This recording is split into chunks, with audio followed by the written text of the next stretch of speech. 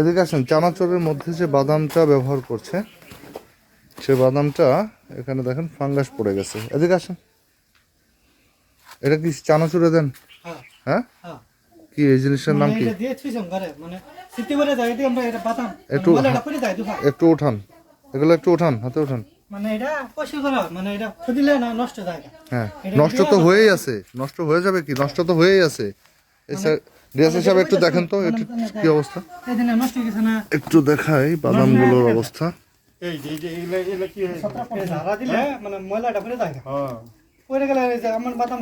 এই বাদাম তারা চানাচুরের মধ্যে ব্যবহার করছে।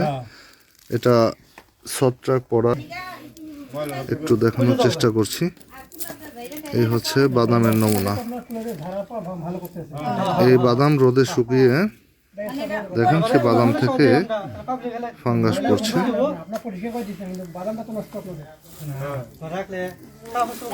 আচ্ছা, আপনি হয়তো বুঝতেছেন না যে বাদামটা নষ্ট নাকি?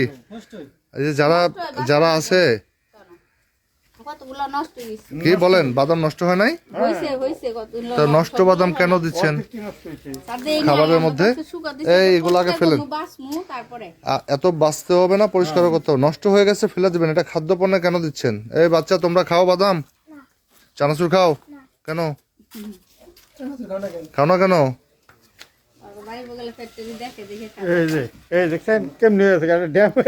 আপনাদের এখানে এই যে বাদামের হচ্ছে অবস্থা, একটু যদি দেখা যায়, এই নষ্ট বাদাম তারা রোদে শুকিয়ে সেটাকে আবার যে চানাচুরের মধ্যে দিয়ে এটা খাওয়াবে। বিন্দুমাত্র তাদের এখানে কোনো কাণ্ডজ্ঞানই নাই তাদের। দেখেন একদম এটা পোকা পড়ে গেছে বাদামের মধ্যে।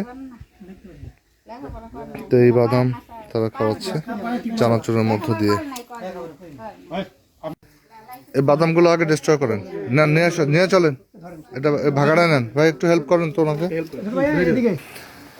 চানাচুরের মধ্যে যে বাদামটা দিচ্ছে সে বাদামটা হচ্ছে পোকাযুক্ত এবং যেটা ফাঙ্গাস পড়ে গিয়েছে সেটা রোদে শুকিয়ে পুনরায় ব্যবহারের যে অপচেষ্টা তারা করছেন, আমরা এগুলোকে জব্দ করে এটা ডিস্ট্রয় করে দিচ্ছি যাতে কোনোভাবেই মানুষের স্বাস্থ্য ঝুঁকি তৈরি না হয়।